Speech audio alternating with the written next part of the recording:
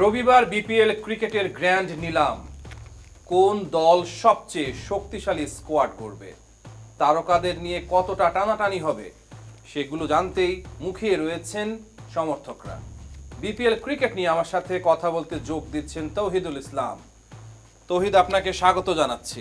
আপনাকে ধন্যবাদ। রবিবার বিপিএল এর গ্র্যান্ড নিলাম, অনেকদিন পর নিলাম হচ্ছে। এই নিলাম নিয়ে কতটা আগ্রহ তৈরি হয়েছে? আগ্রহ বলতে কিন্তু আমরা সামাজিক যোগাযোগ মাধ্যমকেই এখন মূলত আমাদের এই আগ্রহ দেখানোর যে জায়গাটা সেটা আমরা প্যারামিটার হিসেবে দেখছি। কারণ এই মাঠের ক্রিকেটে বর্তমানে বাংলাদেশের যে অবস্থা, তাতে করে কিন্তু আমরা যে দর্শকদের সঙ্গে কথা বলবো, মাঠে যারা খেলা দেখতে যাবে, সেখানে আমরা কিন্তু হাহাকার দেখছি। সেই জায়গা থেকে আমরা যদি নিলামের হাইপটা বোঝানোর চেষ্টা করি, সামাজিক যোগাযোগ মাধ্যমে কিন্তু এর ব্যাপক একটা হাইপ ক্রিয়েট হয়েছে বিপিএল ক্রিকেটের নিলাম নিয়ে। বাংলাদেশ আয়ারল্যান্ড সিরিজের দ্বিতীয় টি20 শেষ হয়েছে। বাংলাদেশ অনেক কষ্ট করে ম্যাচটা জিতেছে এবং সেই ম্যাচেও দেখলাম যে গ্যালারি ফাঁকা। ওই যে বলছিলাম, যেটা গ্যালারি যে হাহাকার একটা অবস্থা। প্রথম ম্যাচটা বাংলাদেশ এত বাজেভাবে হেরেছে, আসলে এই বাজেভাবে হারের কারণে কিন্তু আজকে শনিবার ছিল, প্রথম দিকে একটা কথা উঠছিল বৃহস্পতিবার একটা ওয়ার্কিং ডে, এই কারণে হয়তো দর্শকটা একটু কম হয়েছে। কিন্তু আজ তো শনিবার ছিল, সরকারি ছুটির দিন ছিল। আজকেও কিন্তু একই অবস্থা, বৃহস্পতিবারের তুলনায় কিন্তু আজকে আহামরি কোনো দর্শক মাঠে আসেনি। এই যে দর্শক শূন্যতা, তা কিন্তু বাংলাদেশের এই পারফরমেন্সের কারণেই। এবং এই কারণেই আমরা বলছিলাম যে দর্শকের যে ডিরেক্ট আমরা কানেক্ট করতে পারি, বা আমরা যে কথা বলার সুযোগটা যখন আমাদের হয় বা কথা আমরা বলি, সেটা কিন্তু আমরা সেভাবে বলতে পারিনি। এবং এই শুধুমাত্র এই পারফরমেন্সের কারণে কিন্তু এই দর্শক শূন্যতা। রাইট। আচ্ছা, বিপিএল ক্রিকেট নিয়ে ফ্যানদের মধ্যে আগ্রহ দেখা দিচ্ছে। কোন দল ডিরেক্ট সাইনিং এ কোন তারকাকে নিয়েছে সেটা যদি জানাতেন।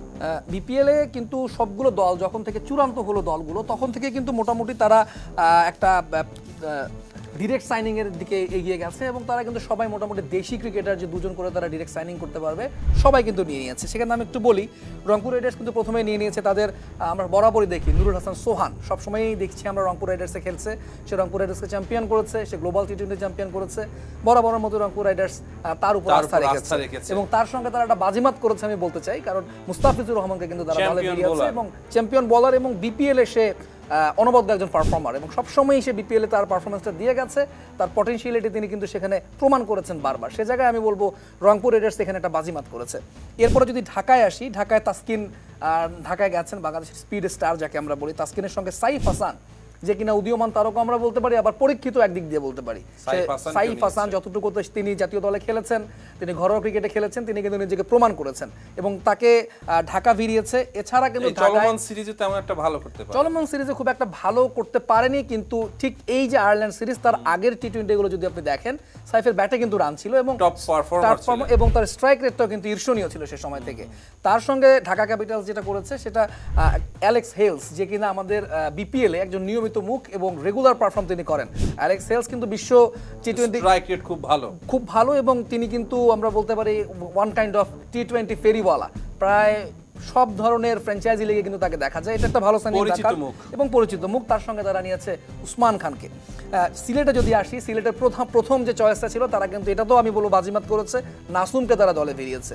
শর্টার ফরম্যাটের ক্রিকেটে নাসুম যেভাবে বল করে, তিনি খুব কার্যকরী ভূমিকা রাখেন, খুবই ভাইটাল একটা রোল। এবং রিসেন্ট পাস্টে যেটা বলছিলাম, নাসুম কিন্তু রিসেন্ট পাস্টে ব্যাটে কিন্তু অনবদ্য ছিলেন, এবং তিনি যে তাকে যদি আমরা এখন অলরাউন্ডার বলতে যাই, আমার মনে হয় ভুল হবে। 12-13 বলে 20 রান তিনি কিন্তু একটা খুব ইম্প্যাক্টফুল একটা শেষের দিকে একটা ভালো রান করে তারা করে, বা আগে ব্যাটিং করলেও খুব ইম্প্যাক্টফুল একটা ইনিংস খেলার যোগ্যতা রাখেন নাসুম। তার সঙ্গে কিন্তু তারা নিয়েছে মেহেদি মিরাজকে। মেহেদি মিরাজ আমরা জানি ন্যাশনাল টিমে, জাতীয় টি20 দলে তিনি নেই, তো তারপরেও মেহেদি হাসান মিরাজ কিন্তু বিপিএল বলেন, এনসিএল বলেন, যতগুলো ঘরোয়া লিগ আছে সেখানে কিন্তু তিনি নিয়মিত গত বিপিএল এর টপ সেরা প্লেয়ার হিসেবে তিনি কিন্তু নির্বাচিত হয়েছেন। সেদিক দিয়ে বলবো সিলেটের দুটো ভালো সাইনিং, নাসুম আহমেদ, মেহেদি হাসান মিরাজ। সাইম আইয়ুবকে তারা নিয়েছে, মোহাম্মদ এনামুল হক জুনিয়রকে তারা ডিরেক্ট সাইনিং করেছে। এরপর যদি নোয়াখালীতে আসে, Enamul Haque junior left arm spinner. এরপর যদি নোয়াখালী এক্সপ্রেসে আমরা আসি, সৌম্য সরকার, হাসান মাহমুদ, কুশল মেন্ডিস এবং জনসন চার্লস। এই নোয়াখালীকে নিয়ে একটা উন্মাদনা চলছে ফ্যানদের মাঝে। নোয়াখালী ফ্র্যাঞ্চাইজি দেখার নোয়াখালীবাসীর দীর্ঘদিনের একটা আক্ষেপ, একটা প্রত্যাশা ছিল, তারা বিভাগ চায়। আমি যেটা বলছিলাম, তারা বিভাগ না পেলেও তারা এবার বিপিএল একটা দল পেয়েছে, এবং এই দলটা নিয়ে নোয়াখালী বলেন, যেটা আমাদের সহকর্মী রেদওয়ান শাওন চট্টগ্রামে আছেন, তিনিও বলছিলেন যে পুরো চট্টগ্রাম এখন নোয়াখালীর সাপোর্টার। হ্যাঁ, যে এবং নোয়াখালীর সাপোর্টার নাকি পুরো, যদিও চট্টগ্রামের দল আছে, তারপরেও তারা বলছে যে চট্টগ্রাম নাকি নোয়াখালীর সাপোর্টার। তিনি আছে বলছিলেন সকালবেলা। এখানে তারা জনসন চার্লসকে নিয়েছে, ইনি কিন্তু BPL a regular performer. Rajshahi warriors, Rajshahi নতুন দল, নতুন মালিকানায় আসছে রাজশাহী, তারা নিয়েছেন নাজমুল হোসেন শান্তকে। নাজমুল হোসেন শান্ত বাংলাদেশ দলের টেস্ট অধিনায়ক, টি-20-তে কিন্তু তিনি যথেষ্ট কার্যকর, এবং তার সঙ্গে আছেন তানজিদ হাসান তামিম, বাংলাদেশ জাতীয় দলের নিয়মিত টি-20 ওপেনার। এবং তানজিদ হাসান তামিম যেদিন খেলবেন, তিনি কিন্তু সেদিন ম্যাচের মোড় ঘুরিয়ে দেওয়ার, একাই ম্যাচটাকে জিতিয়ে রাখার ক্ষমতা রাখেন। আপনার যদি 170 180 টার্গেট থাকে এবং তানজিদ তামিম যদি ব্যাটে বলে কানেক্ট হয়, তাহলে দেখবেন যে ও মোটামুটি আপনাকে ক্লোজে নিয়ে যাওয়ার সামর্থ্য রাখে, এবং তারপরের বাকি কাজটা তো মিডল অর্ডার, টপ অর্ডার বাকি যারা থাকেন তাদের উপর বর্তায়। রাজশাহী কিন্তু দুটো পাকিস্তানি প্লেয়ারকে ডিরেক্ট সাইন করিয়েছেন, এবং আমি বলবো এটা তাদের বাজিমাত হয়েছে।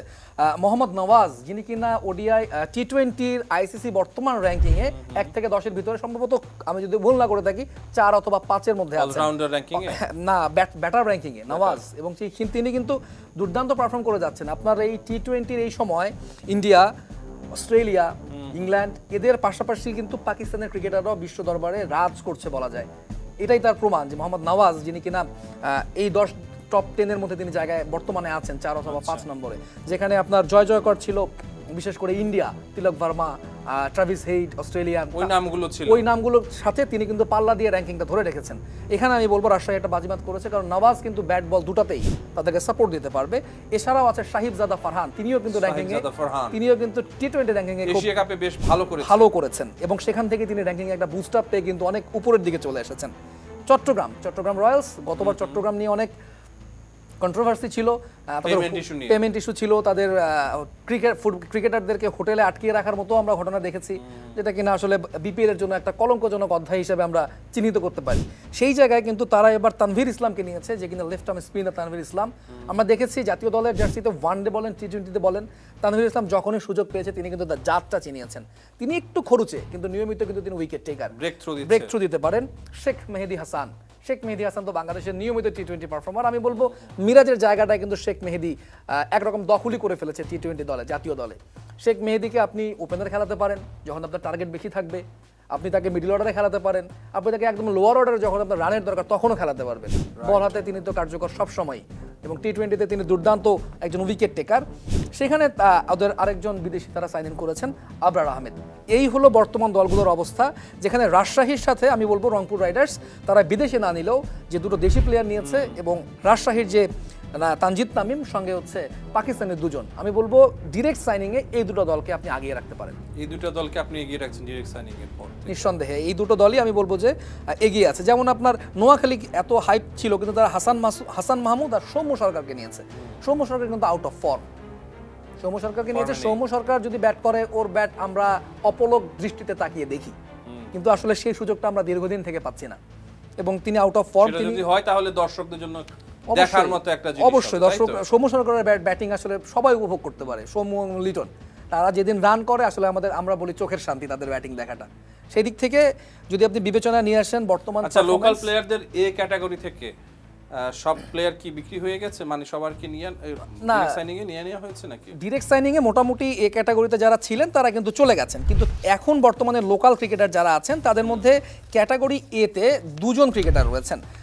দুজন ক্রিকেটারের মধ্যে একজন হচ্ছেন লিটন কুমার দাস।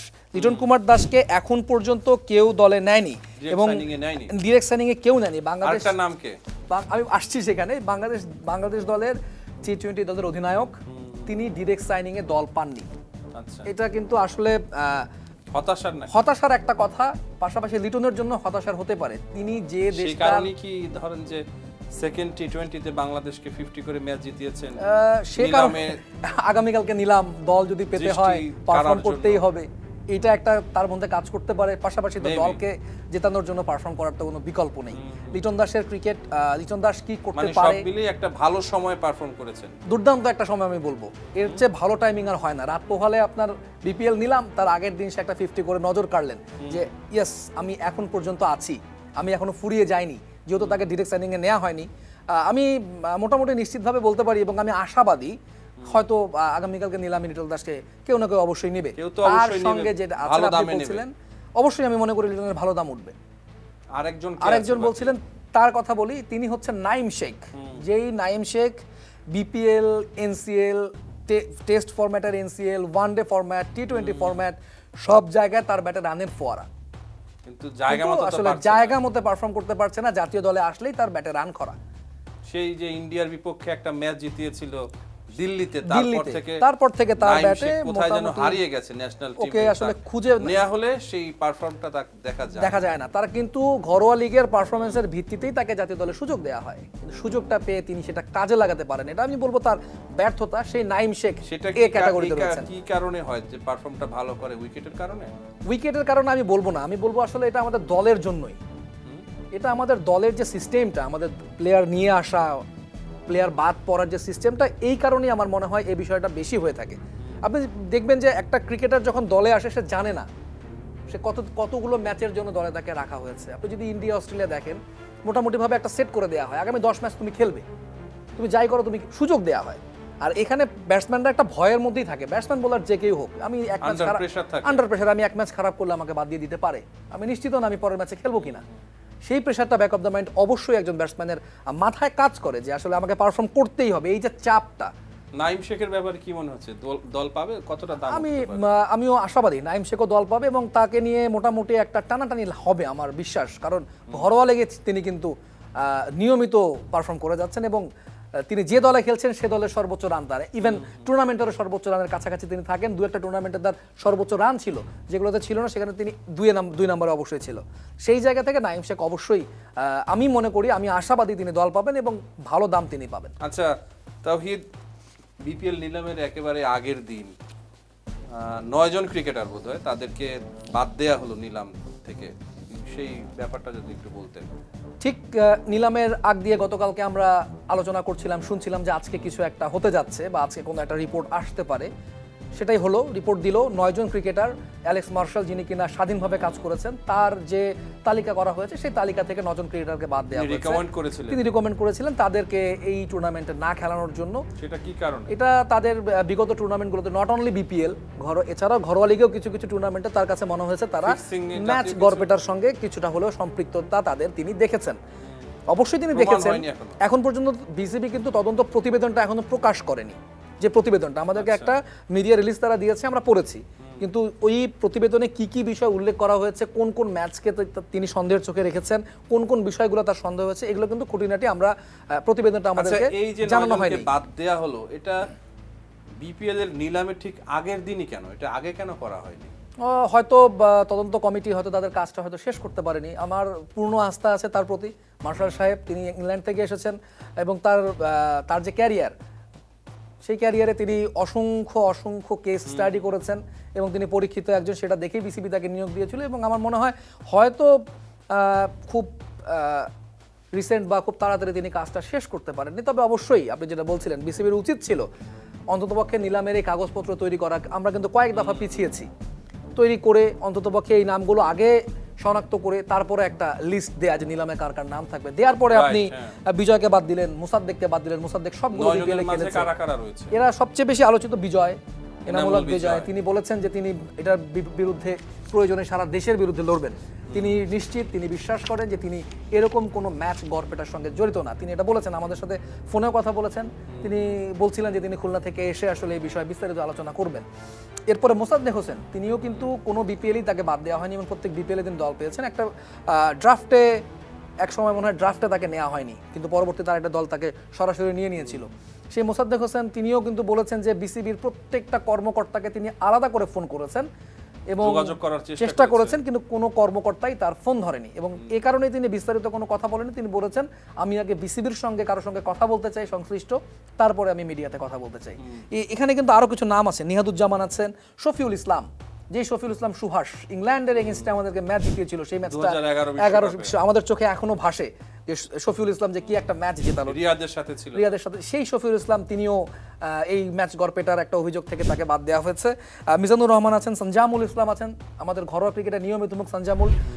এরপরে আলাউদ্দিন বাবু যিনি রংপুরের ছেলে তিনিও বাদ পড়েছেন, পেসার ছিলেন তিনি মূলত। এরপরে শিহাব জেমস বাদ পড়েছেন এবং মনির হাসান খান বাদ পড়েছেন। যদিও এই বাকি ক্রিকেটারদের আমরা এখন পর্যন্ত কোনো ধরনের দুজনের নাম বললেন, শিহাব এবং মনির, এবং এই দুজনের কিন্তু বিপিএল এ নয়, বরং জাতীয় লিগের অন্যান্য যে লিগগুলো টুর্নামেন্টগুলো হয় আমাদের ঘরোয়া লিগ, এরা বিপিএল এ আমার জানা মতে এরা বিপিএল আমি তাদেরকে দেখিনি, এই বিষয়টা আমি শিওর না, কিন্তু এদের যতটুকু আমি জেনেছি এদের বিপিএল নিয়ে কোনো ধরনের কোনো কনসার্ন ছিল না, বরঞ্চ এই দুজনের ঘরোয়া যে অন্য লিগগুলো আছে, অন্যান্য আমাদের first Dhaka premier league, NCL, national cricket league, BCL, Bangladesh cricket league, এই ধরনের টুর্নামেন্টগুলোতে তাদের বিপক্ষে কিছুটা ম্যাচ গড়পেটার একটা আভাস বা সম্পৃক্ততা হয়তো খুঁজে পেয়েছেন, এ কারণে হয়তো তাদেরকে নেওয়া হয়নি। এবং বলেছে বিসিবি তাদের বিপিএল সংক্রান্ত না, অন্য লিগ সংক্রান্ত কারণে তাদেরকে আসলে এই টুর্নামেন্ট থেকে বাদ রাখা হয়েছে। আচ্ছা, নেটিজেনরা বলে থাকে যে বিপিএল মানে হলো বৃদ্ধাশ্রম প্রিমিয়ার লিগ, এই বিষয়টাকে কিভাবে দেখছেন? এই বিষয়টা আসলে নেটিজেনদের কথার সঙ্গে আমি একমত, আপনি বলতে পারেন একমত, কারণ আপনি যদি বিপিএল এর নিলামের যদি নামগুলো দেখেন যে কারা কারা আছে, আপনি যারা এবার নিলামে আছে, বিশেষ করে বিদেশি যে প্লেয়ারগুলো, ফরেন যারা প্লেয়ারগুলো আছে, এখানে বেশিরভাগ ক্রিকেটার আপনি দেখবেন 35-এর উপরে বয়স। শোয়েব মালিক তো একজন আছেন 40+, খুব সম্ভবত 44। বাকি যারা আছেন তাদের সবারই বেশিরভাগের বয়স, সবার না, সবার আমি বলবো না, অধিকাংশ ক্রিকেটারের বয়স 35+।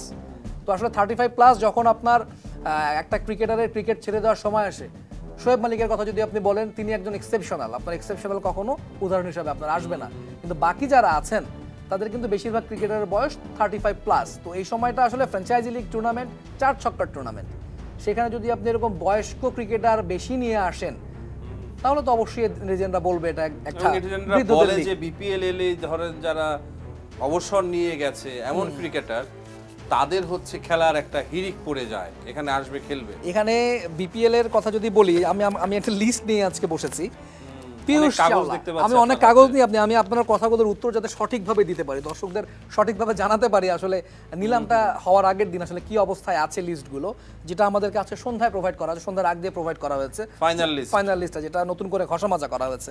তো এখানে দেখতে পাচ্ছেন আপনি পিয়ুষ চাওলা, ইন্ডিয়ান। আপনি পিয়ুষ চাওলা ন্যাশনাল টিমে খেলা কবে দেখেছেন, আপনার মনে আছে? পিয়ুষ চাওলা, আমরা যাকে বাংলায় 36 বছর হয়ে গেছে, পিয়ুষ চাওলা আছেন। হ্যাঁ, এখানে আপনার একজন ক্রিকেটার দেখা হচ্ছে এবং তারা এ ক্যাটাগরিতে আছেন, আমি যাদের নাম বলছি এখন তারা সবাই এ ক্যাটাগরিতে আছেন। আপনি ইয়েকে দেখেন, এখানে আরেকজন ক্রিকেটার আছেন শ্রীলঙ্কান ক্রিকেটার আছেন জেফ্রি ভ্যান্ডারসে, তার বয়স 36-এর কাছাকাছি, তিনি ন্যাশনাল টিমে খুব সম্ভবত 8টি ম্যাচ খেলেছেন, 2টো উইকেট নিয়েছেন। আমি তার শেষ ম্যাচ আসলে আমি খুঁজে পাইনি, আমি তার নাম দিয়ে সার্চ করেছিলাম। হ্যাঁ, তিনি 8টা ম্যাচ খেলেছিলেন, খুব সম্ভবত 2টো উইকেট নিয়েছিলেন, আমি আগের দিনও বলছিলাম। তাকেও কিন্তু রাখা হয়েছে। আমি আমার সহকর্মীর সাথে যখন এই বিষয়ে কথা বললাম, সে বলল সে কিন্তু ঘরোয়া লিগে দারুণ পারফর্মার। আমি যদি ঘরোয়া লিগের ব্যাপারটা এমন কি না, ধরেন যে আপনি খেলতে চাইলেন, আপনি একজন ক্রিকেটার, আপনি কি বলে দেন যে আমাকে এই ক্যাটাগরিতে রাখো, এমন না, ক্যাটাগরি কিন্তু বিসিবি ফিক্সড করে কাকে কোন ক্যাটাগরিতে রাখা। আমি আমার নাম দিতে পারি যে আমি আপনাদের কথা বলছেন, তারা তো এখন আর আলোচনায় নেই, ওই যে বলছিলাম যে আমার সহকর্মী বলছিলেন তিনি ঘরোয়া লিগে দারুণ খেলেন, আর আমি যদি আমার টুর্নামেন্টটার জৌলস বাড়াতে গিয়ে ইংল্যান্ডের ঘরোয়া লিগে দারুণ খেলেন তাকে নিয়ে আসলাম, সাউথ আফ্রিকার ঘরোয়া লিগে ভালো খেলেন তাকে নিয়ে আসলাম, রিকগনাইজড কেউ যদি না হয়, তাহলে আসলে আপনার জৌলসটা বাড়বে কিভাবে? আপনি ট্রাভিস হেডকে নিয়ে আসেন, আপনি আনতে পারবেন না। বড় বড় নাম, আপনি জশ বাটলারকে নিয়ে আসেন, বাটলার কি বিপিএল খেলেনি? খেলেছে তো, এখন কেন খেলবে না? তাদেরকে তো আপনি আনতে পারতেন। এই ধরনের ক্রিকেটাররা যখন আসবে, আচ্ছা এদের মধ্যে একজনকে আমি বললাম, ভ্যান্ডার্সের কথা বললাম, এখানে জ্যাক বল নামে একজন আছে, জেইক বল যাকে আমরা বলে থাকি, তিনি ইংল্যান্ডের প্লেয়ার এবং তারও বয়স 35-এর উপরে। তিনি বাংলাদেশে খেলে গেছেন। হ্যাঁ, উনি খেলে গেছেন এবং উনি ইংল্যান্ডের হয়ে 2টো ম্যাচ খেলেছেন, T20 মাত্র 2টো ম্যাচ খেলেছেন, তাকেও কিন্তু রাখা হয়েছে এবং তিনিও কিন্তু ইংল্যান্ডের ঘরোয়া লিগের নিয়মিত পারফর্মার, যাকে ফেলে দিতে পারবেন না। কিন্তু তিনি আপনার টুর্নামেন্টের জৌলুস কতটুকু বাড়াতে পারবেন? জশ বাটলার ইন্টারন্যাশনাল সার্কিটে তাকে তো দেখা যায় না, he is not a superstar. আমরা যেটা আগের দিন আপনি আমাকে বলছিলেন, বাংলাদেশের ক্রিকেটটা মানুষ কেন এখন দেখছে না, সুপারস্টার নেই, তারকা খেলেও আনতে পারছে না, তাহলে সেই ক্ষেত্রে আপনার বিপিএলও আনতে পারছেন না। আপনি সাউথ আফ্রিকা থেকে ক্রিকেটার নিয়ে আসছেন ওয়েন পার্নেল, আমি ছোটবেলায় তার খেলা দেখেছি। ওয়েন পার্নেল, আপনি বড় হয়ে গেছেন। আমি ছোটবেলায় তার খেলা দেখেছি, আমি যখন চাকরিতে জয়েন করিনি, আমি 12 বছর থেকে চাকরি করছি, তার আগে আমি তার খেলা দেখেছি, চাকরির বয়সও দেখিনি, তার বয়স 36+। তাকে আপনি আনছেন সাউথ আফ্রিকা থেকে আপনি ওয়েল ফার্নেলকে নিয়ে আসছেন, তো সেই ক্ষেত্রে কেন আপনি তাদের সুপারস্টারদেরকে নিয়ে আসতে পারছেন না? ব্রেভিস তো খুব ভালো খেলেন, ব্রেভিসকে তো আপনি আনতে পারছেন না। অ্যাডাম লিথ, রবিনসন, ডকরেল, আপনি আয়ারল্যান্ড থেকে ডকরেলকে নিচ্ছেন, আপনি আয়ারল্যান্ড থেকে সবাই এই ক্যাটাগরির ক্রিকেটার। ডকরেলকে আপনি রেখেছেন আয়ারল্যান্ডের ক্যাটাগরির ক্রিকেটার, কিন্তু আপনি আয়ারল্যান্ডের টি-20 যে অধিনায়ক পল স্টার্লিং, যিনি কিন্তু রেগুলার বাংলাদেশকে ভয় ধরিয়ে দিচ্ছে, তাকে আপনি রাখছেন না এই ক্যাটাগরিতে। তিনি আছেন কিন্তু ক্যাটাগরিতে তিনি নেই। এরপরে আব্বাস আফ্রিদি পাকিস্তান থেকে এসেছেন, তার বয়স কম। শেন কর্নওয়াল ওয়েস্ট ইন্ডিজের, তাকে আমরা নিয়মিতভাবে বিপিএলে দেখি, আমি তাকে চিনেছি বিপিএল দেখে, যেটা সত্যি কথা। এবং মোহাম্মদ শেহজাদ আফগানিস্তান দল থেকে বাদ পড়া একজন ক্রিকেটার, কিন্তু বিপিএল এ কত রান? বিপিএল এ তিনি ক্যাটাগরিতে, কিন্তু কোন টুর্নামেন্টে পারফর্ম করে বিপিএল এ ক্যাটাগরিতে আসলেন? কিসের ভিত্তিতে আপনাকে ক্যাটাগরিতে রাখলেন? সেটা আমি দেখেছি টি10 লিগ ছাড়া তাকে তো আমি খুব বেশি জায়গায় দেখিনি। আচ্ছা, ক্যাটাগরির এই অবস্থা, তাহলে বাকিগুলোর কি অবস্থা? এটাই বলছি আপনাকে যে ক্যাটাগরির যদি এই অবস্থা হয়, আপনার বি ক্যাটাগরিতে আছেন নাজিবুল্লাহ জাদরান, তিনি আফগানিস্তানের প্লেয়ার। নাজিবুল্লাহ জাদরানকে রেখেছেন আপনি, রত্নায়কে রেখেছেন শ্রীলঙ্কা থেকে, সামারা উইক্রামকে রেখেছেন শ্রীলঙ্কা থেকে। আপনি একজন ইংল্যান্ডের ক্রিকেটার নিয়েছেন অলরাউন্ডার, অ্যাডাম রজিংসন, এটা কে? আমি দুঃখিত, তার নাম হচ্ছে রজিংস্টন, অ্যাডাম রজিংস্টন। আমি তার খেলা দেখিনি, হয়তো আমি খেলা কম দেখি, আমি তার খেলা দেখিনি। আমি যাকে বলি আমাদের জাতীয় দলের জাতীয় ক্রিকেটার, যাকে আমরা সবসময় আমি পার্সোনালি বলি জাতীয় দলের আমাদের জাতীয় ক্রিকেটার সামিত পাটেল। আমি সবসময় দেখি সামিত পাটেলকে বেশিরভাগ সময়ই কোনো ফ্র্যাঞ্চাইজিতে সুযোগ না পেলে বিপিএল এ থাকবে। আমি ওকে সাধারণত দেখি বিপিএল এ ওকে আগে থেকে কানেক্ট করে দলে নিয়ে নেওয়া হয়, কিন্তু কোনো বিপিএল এ আমি তার পারফরমেন্স দেখিনি। এবার তাকে রাখা হয়েছে বি ক্যাটাগরিতে, আমি নিশ্চিত তিনি দল পাবেন। সামিত প্যাটেল, আলী খান, ইউনাইটেড স্টেটস থেকে আলী খানকে রাখা হয়েছে বি ক্যাটাগরিতে। আয়ারল্যান্ডের হ্যারি টেক্টরকে রাখা হয়েছে।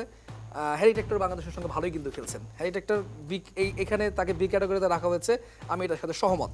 আপনি যদি সি ক্যাটাগরিতে আসেন, বি ক্যাটাগরিতে আর কেউ নেই, মানে বি ক্যাটাগরিতে বলার মতো সেরকম নাম নেই। তবে নেপাল থেকে সন্দীপ লামিচানেকে কিন্তু বি ক্যাটাগরিতে রাখা হয়েছে, এবং আমি আশাবাদী তিনি দল পাবেন। তিনি পারফর্মার, তাকে দিয়ে পারফর্ম করানো সম্ভব। পয়সা উসুল হবে। আকিফ জাভেদ, আফতাব আলম, মীর হামজা, তারপর হচ্ছে দাহানি পাকিস্তান থেকে, শ্রীলঙ্কা থেকে ইসুরু উদানার খেলা আমি অনেক আগে দেখেছি, তারপরে তার পারফরমেন্স নিয়ে আমার আসলে ধারণা নেই, কারণ আমি তাকে সেভাবে কখনোই বড় নাম হিসেবে কোথাও পারফর্ম করতে দেখিনি। সি ক্যাটাগরিতে আপনার যে ক্রিকেটার রাখা হয়েছে, আমার মতে এই ক্যাটাগরির যাদেরকে রাখা হয়েছে, পল স্টার্লিং আমি যার কথা বলছিলাম, আয়ারল্যান্ডের অধিনায়ক, তাকে রাখা হয়েছে সি ক্যাটাগরিতে। এরপরে কুর্তিস ক্যাম্পার আয়ারল্যান্ড থেকে তাকে রাখা হয়েছে, রায়ান বার্লকে রাখা হয়েছে।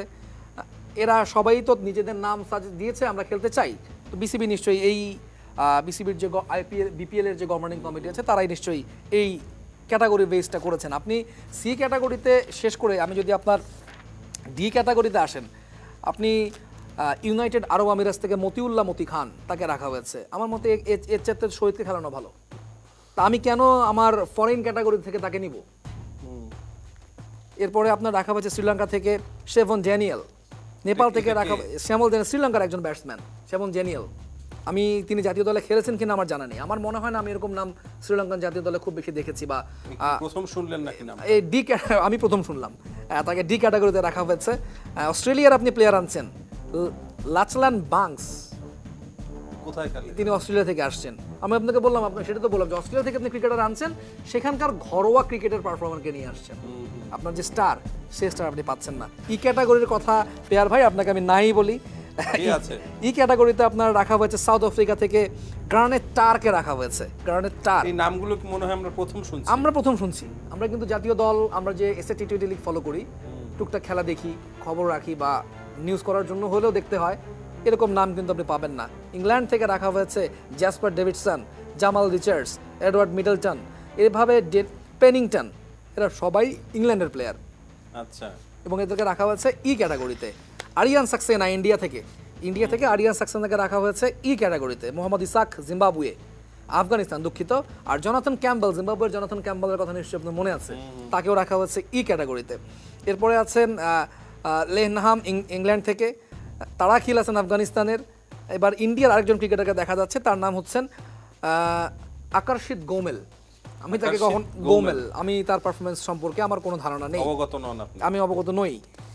ই ক্যাটাগরিতে মোট 106 জন বিদেশি ক্রিকেটার আছেন এবং এখান থেকে আসলে কতজন ক্রিকেটার আসলে দল পাবেন এটা নিয়ে আসলে আচ্ছা কোন সন্দেহ আছে। ক্যাটাগরিতে ভিত্তিমূল্য কত সেই তালিকা রয়েছে আপনার কাছে? এই তালিকাটাও আমার কাছে আছে। ভিত্তিমূল্য যদি আপনি আমার কাছে জানতে চান আমি আপনাকে লোকাল বলছি। এবং ফরেন দুটোই বলে দেন। লোকাল প্লেয়ারদেরকে আমরা যেটা বলছিলাম, যদি আমি এ ক্যাটাগরি থেকে আসি, এই ক্যাটাগরিতে আমরা আগে বলছিলাম লিটন কুমার দাস এবং নাইম শেখ আছেন। তাদের বেস প্রাইসটা ধরা হয়েছে 50 লক্ষ টাকা থেকে এবং প্রতি বিডে তাদের 5 লাখ টাকা করে বাড়ানো সম্ভব, বাড়ানো যাবে এবং যদি কেউ বিড করতে চায় একাধিক ফ্র্যাঞ্চাইজি তাহলে 5 লাখ টাকা করে বাড়াতে পারবে। এরপরে বি ক্যাটাগরিতে যারা আছেন তাদের বেস প্রাইস ধরা হয়েছে 35 লক্ষ টাকা এবং তাদের প্রতি বিডে যদি কেউ একাধিক ফ্র্যাঞ্চাইজি তাদেরকে নিতে চায় তাহলে তাদের প্রতি বিডে বাড়াতে পারবে 3 লাখ টাকা করে। এরপরে যদি আসি সি ক্যাটাগরির ক্রিকেটার, তাদেরকে রাখা হয়েছে 22 লাখ টাকা ভিত্তিমূল্যে এবং তাদের ক্ষেত্রে 1 লাখ টাকা করে বাড়াতে পারবে ফ্র্যাঞ্চাইজিগুলো, বাড়বে প্রতি বিডে 1 লাখ টাকা করে বাড়বে। ডি ক্যাটাগরিতে 18, ই ক্যাটাগরিতে 14 এবং এর পরে যে এফ ক্যাটাগরি রাখা হয়েছে সেখানে 11 লাখ টাকা করে বেস প্রাইস রাখা হয়েছে এবং এখানে একটা মজার ব্যাপার হচ্ছে এই 14 এবং 11 লাখ টাকার যে ভিত্তিমূল্য আছে ই এবং এফ থেকে, এখানে আপনাকে বাধ্যতামূলক 4 জন ক্রিকেটার নিতেই হবে। এখন সে যেই হোক, এফ থেকে মোট 4 জন আপনাকে রাখতেই হবে। সি এবং ডি থেকে আপনাকে নিতেই হবে 6 জন, এটা আপনাকে মাস্ট নিতে হবে। অ্যাট লিস্ট 6 জন আপনাকে কিনতেই হবে, আপনি কিনতে বাধ্য। এবং এ এবং বি ক্যাটাগরি থেকে আপনার কমপক্ষে 2 জন ক্রিকেটার কিনতে হবে। আপনার যে মিনিমাম ক্রাইটেরিয়া দেয়া আছে, আপনি দল এই নিলামের মধ্যে প্লেয়ার কিনতে হবে আপনাকে কমপক্ষে 12 জন দেশি ক্রিকেটার এবং যদি আপনি এর চেয়ে বেশি কিনতে চান আপনি সর্বোচ্চ 14 জন ক্রিকেটার কিনতে পারবেন। এই হচ্ছে আমাদের অপশনের যে টাকার যে অঙ্কটা। ক্যাটাগরিতে কারা রয়েছে লোকাল ক্রিকেটার? লোকাল ক্রিকেটার যদি বলি লিটন কুমার দাস এবং নাইম শেখ এ ক্যাটাগরির একদম 2 জন একলা প্লেয়ার বলবো, মানে শুধুমাত্র 2 জন ক্রিকেটার, কিন্তু বি ক্যাটাগরিতে 12 জন করে রাখা হয়েছে। এই 12 জন বি ক্যাটাগরি যদি আমি বলি, বি ক্যাটাগরিতে আছেন মাহমুদুল্লাহ রিয়াদকে বি ক্যাটাগরিতে রাখা হয়েছে, শরীফুল ইসলাম আছেন পেসার শরীফুল ইসলাম, তাকে বিতে রাখা হয়েছে, মুশফিকুর রহিম যিনি কিনা ৭০তম টেস্ট খেলেন কিছুদিন আগেই, তাকেও রাখা হয়েছে বিতে, তাওহিদ হৃদয় প্রথম টি-20তে যিনি দুর্দান্ত পারফর্ম করেন তিনি আছেন বি ক্যাটাগরিতে, শামীম হোসেন পাটোয়ারিকে রাখা হয়েছে, পারভেজ হোসেন ইমন, তানজিম হাসান সাকিব, মোহাম্মদ সাইফুদ্দিন, সৈয়দ খালিদ আহমেদ, ইয়াসির আলী চৌধুরী, মাহিদুল অঙ্কন এবং জাকের আলী অনিক, এই 12 জন ক্রিকেটারকে বি ক্যাটাগরিতে রাখা হয়েছে। আচ্ছা, এই বি ক্যাটাগরিতে যারা রয়েছে তাদের মাঝে সবচেয়ে বেশি ধরেন যে কারাকারি হবে কোন তারকাকে নিয়ে, কাদেরকে নিয়ে? আপনি যদি এখানে এই বি ক্যাটাগরির হিসাব করেন, আমার মনে হয় না মাহমুদুল্লাহ রিয়াদ এবং মুশফিকুর রহিমকে নিয়ে খুব একটা বেশি কারাকারি হবে। আমার মনে হয় তারা টার্গেটেড প্লেয়ার এবং টার্গেটেড ফ্র্যাঞ্চাইজি তাদেরকে নিয়ে নিবে। যদি আপনার একাধিক বিড বা 2 অথবা 3 এমনকি 4 ফ্র্যাঞ্চাইজি যদি আগ্রহ দেখাতে চায়, সেখানে তাওহিদ হৃদয় একজন হতে পারেন যিনি কিনা বিপিএল এ নিয়মিত পারফর্ম করেন। এরপরে তানজিম হাসান সাকিব জাতীয় দলে অ্যাগ্রেশন তার এবং জাতীয় দলে কিন্তু সে নিয়মিত পারফর্ম করে যাচ্ছেন, যেটা গত আগের দিন বলছিলাম ইকোনমিটা বেশি থাকলেও ব্রেক থ্রুটা কিন্তু তিনি নিয়মিত দিচ্ছেন। তানজিম হাসান সাকিব প্লেয়ার দরকার আসলে দলে। তানজিম সাকিব একজন এখানে একটা তুরুপের তাস হিসেবে কাজ করবেন আমার মনে হয়, যে দলে তিনি যাবেন। এ কারণে একাধিক ফ্র্যাঞ্চাইজি তার প্রতি আগ্রহ দেখাতে পারে এবং তাকে নিয়ে টানাটানি লাগতে পারে, সম্ভাবনা আছে। Mohammad Saifuddin pace bowling allrounder, আজকে তিনি দুর্দান্ত একটা ইনিংস খেলেছেন, একদম ঠিক সময় মতো। যদি না খেলতো বাংলাদেশ আদৌ ম্যাচটা জিততো নাকি সেটা নিয়ে সন্দেহ ছিল। এবং আমি লিটন কুমার দাসের মতো তিনিও মোক্ষম সময়ে একটা পারফরমেন্স করেছেন, রাত পোহালে তাকে ডাকা হবে এবং আমি বিশ্বাস করি আলোচনা চলে এসেছে, আমি বিশ্বাস করি তিনি করতে পারবেন, খুব সম্ভাবনা আছে তাকে নিয়ে টানাটানি করার সাইফুদ্দিন, কারণ বাংলাদেশে যেহেতু পেস বোলিং অলরাউন্ডারের সংখ্যাটা কম। খালেদ আহমেদকে নিয়ে খুব একটা বেশি আমি সম্ভাবনা দেখছি না, আমি আশা করছি তিনিও দল পাবেন। মাহিদুল অঙ্কন আমি খুব একটা বেশি রশি টানাটানি তাকে নিয়ে হবে এমনটা মনে হচ্ছে না, কিন্তু জাকের আলী অনেককে নিয়ে একটা সম্ভাবনা আছে। জাকের আলী অনেককে আছে, কারণ জাকের আলী অনেকও ঘরোয়া লিগে সাধারণত খুব ভালো খেলে থাকেন এবং ঘরোয়া লিগে তিনি নিয়মিত পারফর্মার, সেই হিসাবে জাকের আলী অনেকের একটা আবেদন এখানে থাকতেও পারে। একাধিক ফ্র্যাঞ্চাইজি তিনি আগ্রহ থাকলেও থাকতে পারে। এর মধ্যে ইয়াসির আলী চৌধুরী রাব্বি, এটা ঠিক বলা উচিত না বা এটা আমাদের অ্যাজ এ একজন সংবাদকর্মী হিসেবে বলা উচিত না, কিন্তু আমার কাছে বিষয়টা একটু ফানি লেগেছে। তিনি আজকে হুট করে তার গতবারের বিপিএল এর একটা কার্ড তিনি পোস্ট করেছেন, যে কত রান করেছিলেন, কত ম্যাচ খেলেছিলেন। হয়তো ফ্র্যাঞ্চাইজি ওনারদেরকে মনে করিয়ে দিয়েছেন যে আমিও আছি, দেখো আমিও পারফর্ম করতে পারি। এটা আমার কাছে একটু হাস্যকরই লেগেছে। অবশ্যই এটা তার ব্যক্তিগত ব্যাপার, তিনি দিতেই পারেন, তিনি মনে করে দিতেই পারেন। ইয়াসির আলী রাব্বি ধরেন যে ধরনের পারফর্ম করছে, সেক্ষেত্রে তাকে কি বি ক্যাটাগরিতে রাখাটা কি ঠিক হয়েছে কিনা? আমার মনে হয় না। আমার মনে হয় বেস্ট প্রাইস হিসেবে বি ক্যাটাগরি থেকে ইয়াসির রাব্বির দল পাওয়ার সম্ভাবনা একটু কম। তাকে সি ক্যাটাগরিতে রাখলে হয়তো আমার মনে হয় এটা একটু বেশি হতো, কারণ যেহেতু আপনি বি ক্যাটাগরিতে খুব বেশি প্লেয়ার নেওয়ার সুযোগ পাচ্ছেন না। আপনি এ আর বি থেকে মাত্র 2 জন ক্রিকেটার নিতে পারবেন, এর বেশি আপনি নিতে পারছেন না।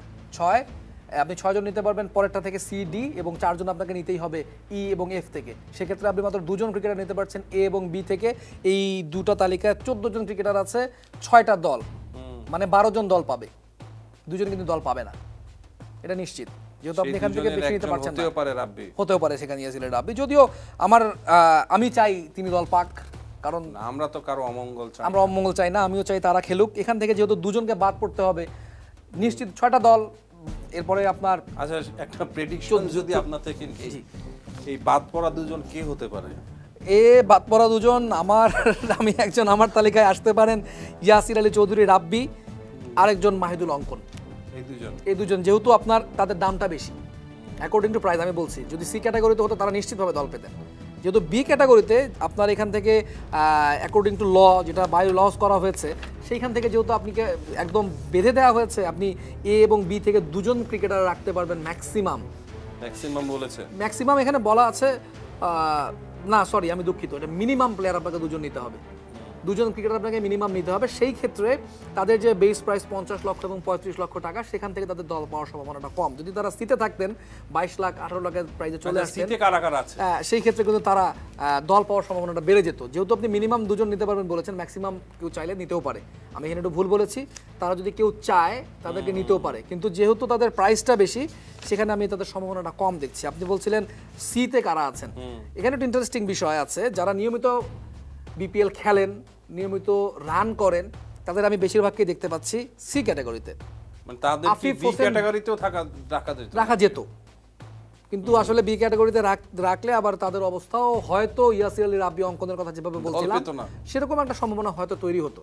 যেহেতু আপনার এখানে 2 জন নিতে হবে, ম্যাক্সিমাম আপনি 14 জনের বেশি নিতেই পারবেন না। আপনার এইখান থেকে 14 জন নিতে পারবেন ম্যাক্সিমাম, মিনিমাম 12 জন। কারা আছে এখানে? আফিফ হোসেন ধ্রুব 1 নম্বরে। আফিফ হোসেন ধ্রুবকে রাখা হয়েছে, তিনি কিন্তু ঘরোয়া লিগে নিয়মিত পারফরম্যান্স আপনাকে বলতেই হবে, এবং সেই পারফর্ম দিয়ে তিনি বারবার জাতীয় দলে আসেন এবং সেখানে কিছু করতে না পারে বের হয়ে যান।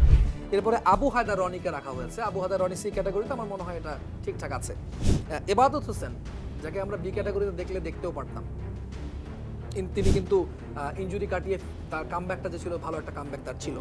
এরপরে মোহাম্মদ মিচুনকে রাখা হয়েছে, সাথে আছেন নাহিদ রানা, সি ক্যাটাগরিতে নাহিদ রানাকে রাখা হয়েছে। বিপিএল এর মতো একটা টুর্নামেন্টে নাহিদ রানা লোকাল প্লেয়ার হিসেবে আসলে বি ক্যাটাগরি ডিজার্ভ করে আমার মনে হয়, বি ক্যাটাগরি। এরপরে রাকিবুল হাসান জুনিয়র আছেন, রনি তালুকদার অনেক বয়স হয়ে গেছে। রাকিবুল হাসান জুনিয়র এটা মানে under 19 world cup winner Rakibul Hasan junior, যিনি কিনা স্পিন বলের পাশাপাশি টুকটাক ব্যাটিংও করেন ভালোই। রনি তালুকদার এক্সপেরিয়েন্স ক্যাম্পেইনার, এবং এর আগে রংপুরে তাকে দেখেছি, তিনি ভালো পারফর্ম করেছেন, তাকেও রাখা হচ্ছে সি ক্যাটাগরিতে।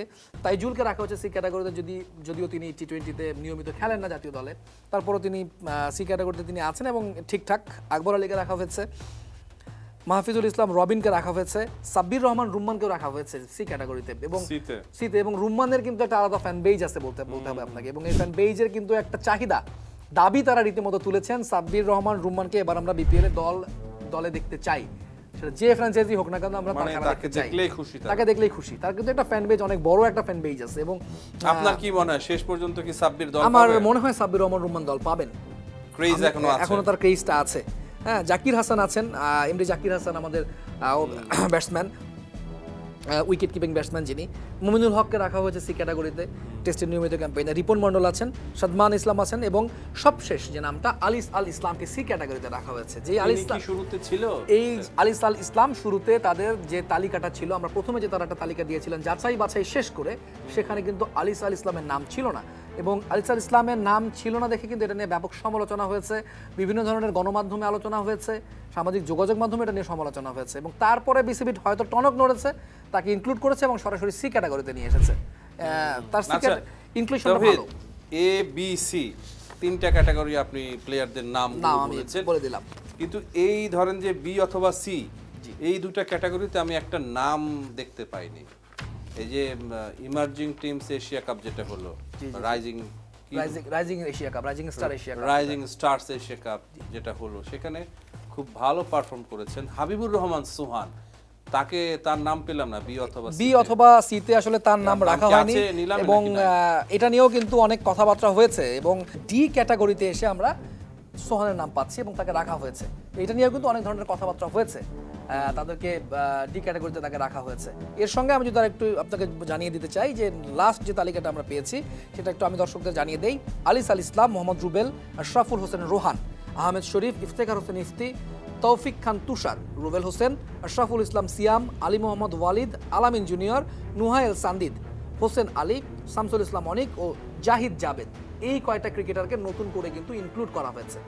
এরাও কি ডি ক্যাটাগরিতে না? এদেরকে রাখা হয়েছে এবং ডি ই এফ মিলিয়েই তাদেরকে কিন্তু রাখা হয়েছে।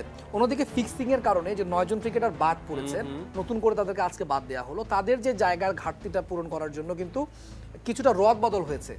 ক্যাটাগরি ভেদে কিছু কিছু ক্রিকেটারের উন্নতি হয়েছে। যেমন ই ক্যাটাগরি থেকে ডি ক্যাটাগরিতে উঠেছেন মাহফুজুর রহমান রাব্বি, আব্দুল গফফার সাকলাইন, এস এম মেহরাব হোসেন, শেখ পারভেজ জীবন, ফজলে মাহমুদ রাব্বি, মুশফিক হাসান, ইরফান শুক্কুর। তাকে কিন্তু আগে ই ক্যাটাগরিতে রাখা হয়েছিল। ইরফান শুক্কুর কিন্তু আমাদের একজন ঘরোয়া ক্রিকেটের খুব পরিচিত মুখ। শাহাদাত হোসেন দীপু ও আরিফুল ইসলাম, এরা সবাই ই ক্যাটাগরিতে ছিল। 9 জন ক্রিকেটার বাদ পড়ার কারণে তারা প্রমোশন পেয়ে ডি ক্যাটাগরিতে এসেছেন। ডিতে আর কারা কারা পরিচিত আপনি যেটা বলছিলেন হাবিবুর রহমান সোহান, যিনি কিনা এবার এক নম্বরে, তার নামটা না, তার নাম 2 নম্বরে আছে। নাহিদুল ইসলামকে 1 নম্বরে রাখা হয়েছে, ডি ক্যাটাগরির 1 নম্বরে। আসলে এটা নাম্বারিং করা হয়েছে, এটা আসলে তাদের পারফরম্যান্স বা তাদের যোগ্যতার ভিত্তিতে না, নাম্বারটা র্যান্ডমলি নাম্বার করা হয়েছে। জিসান আলম পরিচিত মুখ, তাকে রাখা হয়েছে ডি ক্যাটাগরিতে। নাইম হাসানকে রাখা হয়েছে, স্পিনার নাইম হাসান, তাকেও ডি ক্যাটাগরিতে রাখা হয়েছে। মৃত্যুঞ্জয় চৌধুরী, আমরা কিন্তু এবার এনসিএল টি20তে অন্যরকম একজন মৃত্যুঞ্জয় চৌধুরীকে দেখেছি, যিনি দুর্দান্ত বল করেছেন। তার সুইং, তার পেস সবকিছু এবার দুর্দান্ত ছিল, তাকে কিন্তু ডি ক্যাটাগরিতে রাখা হয়েছে। নাজমুল ইসলাম অপু, যাকে আমরা নাগিন অপু বলি একটু মজা করে, তিনিও ডি ক্যাটাগরিতে। Rezaur Rahman Raja, Sumon Khan, Ziaur Rahman pace bowling allrounder, যদিও তিনি তার নামের সঙ্গে আসলে সুবিচারটা কখনো করতে পারেননি, শেষ বেলায় চলে এসেছেন, জাতীয় দলে কখনোই থিতু হতে পারেননি। যদিও বাংলাদেশ দলে তার মতো একজন পেস বোলিং অলরাউন্ডার সব সময় দরকার ছিল, কিন্তু তিনি তার প্রমাণটা তিনি করতে পারেননি জাতীয় দলে কখনোই। এরপরে রাখা হয়েছে হাসান মুরাদকে রাখা হয়েছে ডি ক্যাটাগরিতে, লেফট আর্ম অফ স্পিনার।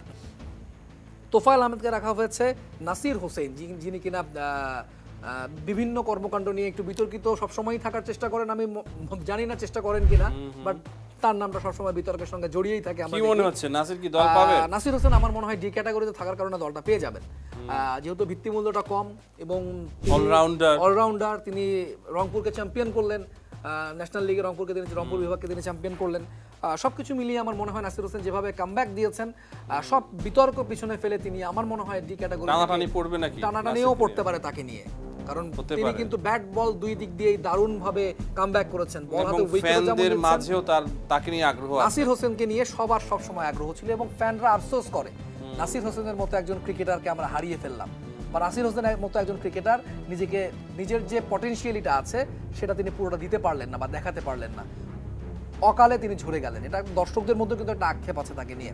যথেষ্ট ট্যালেন্টেড অবশ্যই, এবং খুব কম সময়ের মধ্যে মিস্টার ফিনিশার হিসেবে তাকে মানুষ চিনতে শুরু করে, মানুষ তাকে আখ্যা দিতে থাকে তিনি মিস্টার ফিনিশার। বাংলাদেশ দলের একজন, যেমন মুশফিক মিস্টার ডিপেন্ডেবল হওয়ার জন্য যে সময়টা লেগেছে, নাসির মিস্টার ফিনিশার তকমা পাওয়ার জন্য তার 10 ভাগের 1 ভাগও সময় নেননি, তিনি কিন্তু তার যোগ্যতা প্রমাণ রেখেছিলেন। কিন্তু মানে ন্যাশনাল টিমে থিতু হওয়ার আগে নিজেই ফিনিশ হয়ে গেছে। হ্যাঁ, তার আগে আসলে তাই বলা যায়, বিভিন্ন বিতর্কিত কর্মকাণ্ডে জড়িয়ে, বিভিন্ন নিষেধাজ্ঞা সবকিছু কাটিয়ে নাসির হোসেন এই বয়সে এসে আবার যে কামব্যাকটা তিনি দিয়েছেন ন্যাশনাল লিগে, তিনি আমরা দেখলাম দুর্দান্ত তিনি করেছেন। এবং তিনি কিন্তু তার একটু কথাবার্তার জন্য বিতর্কিত হয়ে থাকেন, অনেক সময় তিনি সোজা সাপটা কথা বলে ফেলেন, সে কারণে অনেক সময় বিতর্কের জন্ম দেন। এবং আমার মনে হয় নাসির হোসেন ডি ক্যাটাগরি থেকে ভালো একটা দাম তিনি বিক্রি হবেন এবং কামরুল ইসলাম রাব্বি জাতীয় দলে একসময় খেলেছেন, তার এখনো সুযোগ আছে জাতীয় দলে ব্যাক করার মতো, তিনি আছেন।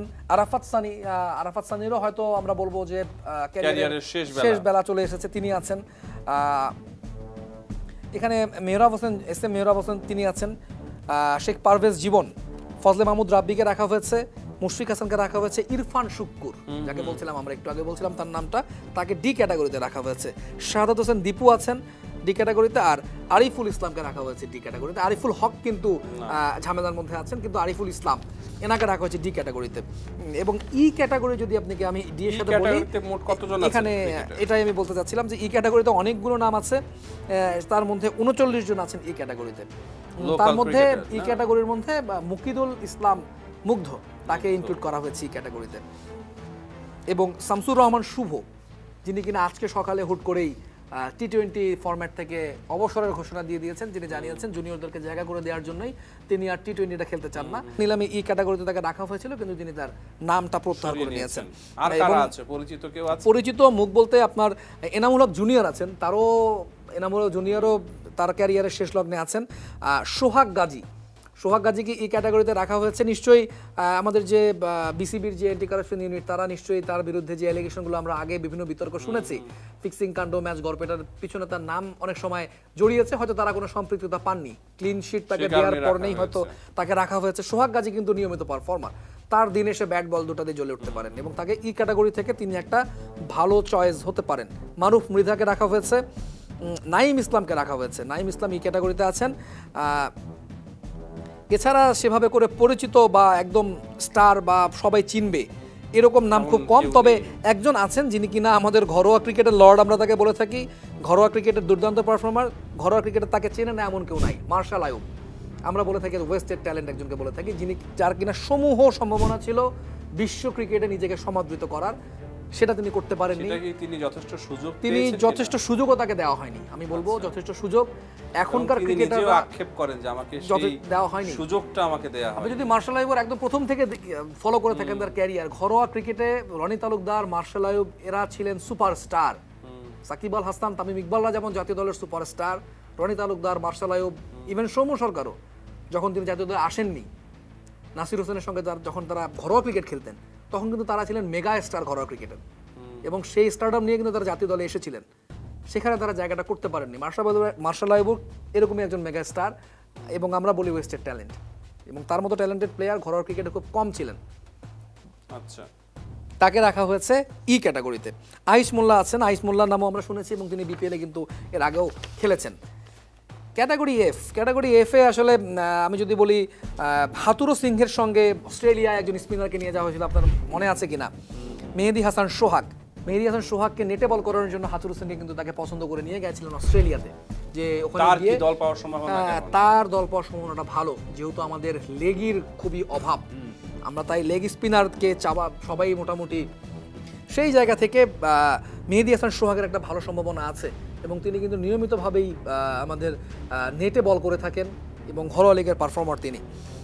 তারপর এখানে আরেকজন আছে আপনার মোহর শেখ অন্তর, তিনি নতুন করে তাকে ইনক্লুড করা হয়েছে, এফ ক্যাটাগরিতে আছেন।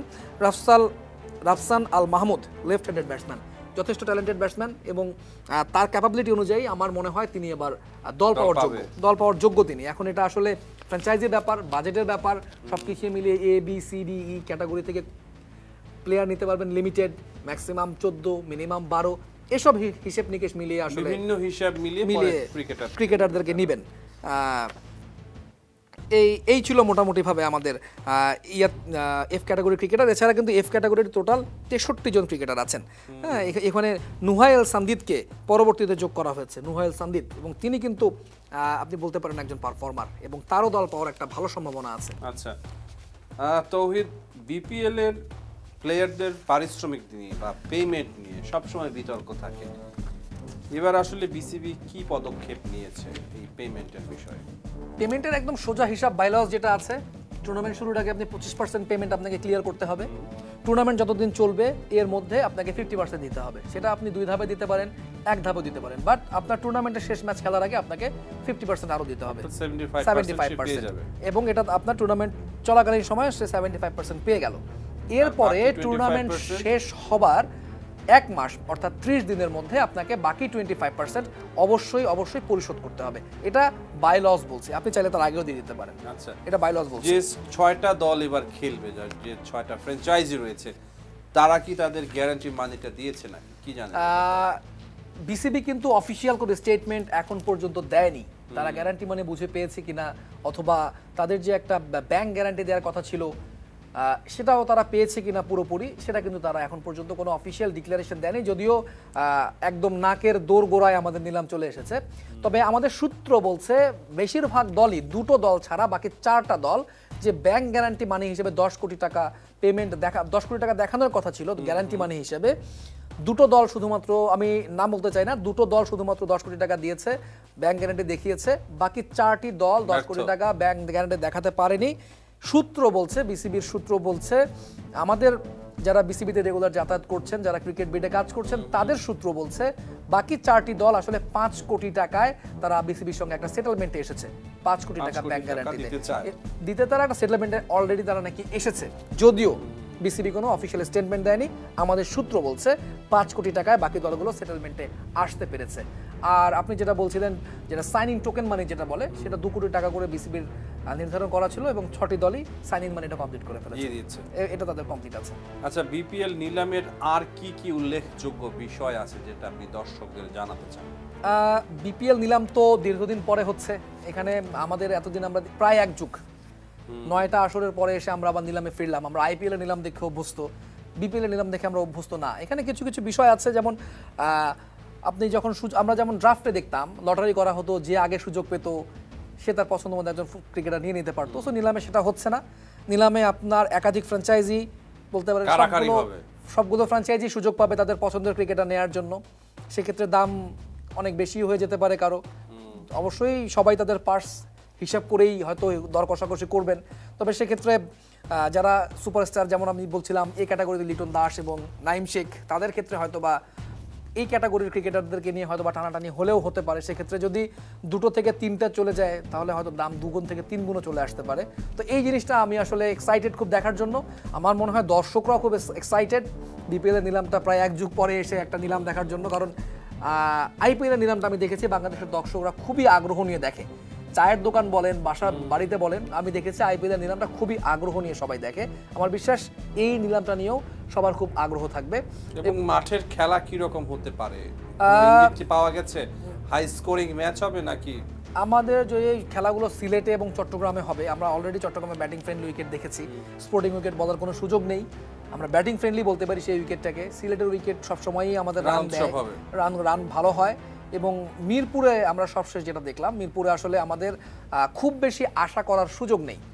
আমরা ধানক্ষেত যদি আমরা বলে থাকি, ভেনিউ 3টাই হচ্ছে। এবার আমরা সাধারণত প্রতিবার বিপিএলে দেখি ঢাকা দিয়ে শুরু হয়, এরপরে আর 2টা ভেন্যুতে গিয়ে আবার ঢাকায় ফেরত আসে। এবার সেটা হচ্ছে না, এবার সিলেটে হবে। প্রথম সিলেট দিয়ে শুরু হচ্ছে, চট্টগ্রামে চলে যাবে, এখান থেকে চলে যাবে চট্টগ্রাম থেকে ঢাকায় এসে এখানে সমাপনী টানা হবে। অধিকাংশ ম্যাচ হবে ঢাকায়, অধিকাংশ ম্যাচই হবে ঢাকায়। এবং যদি বিসিবির শুভবুদ্ধির উদয় হয়, যদি ক্রিকেট বোর্ড উইকেটটা একটু ব্যাটিং ফ্রেন্ডলি করে, হয়তো দর্শকরা তাদের পছন্দ মতো বা মন মতো একটা 4 ছক্কার ধুমধুমার আসর দেখতে পারবে, পয়সা উসুল ম্যাচ দেখতে পারবে। আর যদি লাস্ট আমরা যেরকম কালো উইকেট দেখলাম হুট করেই, যদি সেরকম হয়ে যায় তাহলে আসলে 120-30 রান, ওটা নিয়েই দেখা যাবে কোনো দল 130 করছে, পরের যে দল ব্যাট করছে 90 রান অল আউট হয়ে গেছে, এমনটাও হতে পারে। আচ্ছা তৌহিদ, আপনাকে অসংখ্য ধন্যবাদ। রবিবার বিকাল 3টার পরপরই শুরু হবে বিপিএল ক্রিকেটের মেগা নিলাম এবং সবগুলো দল তাদের পরিকল্পনা সাজিয়ে ফেলেছে। কোন দল কোন ক্রিকেটারকে নেবে তা নিয়ে নিশ্চয়ই তারা পরিকল্পনা করেছে এবং দর্শকরা তারা জানতে আগ্রহী কোন প্লেয়ার শেষ পর্যন্ত কোন দলে খেলবে। Rahman pair, star news.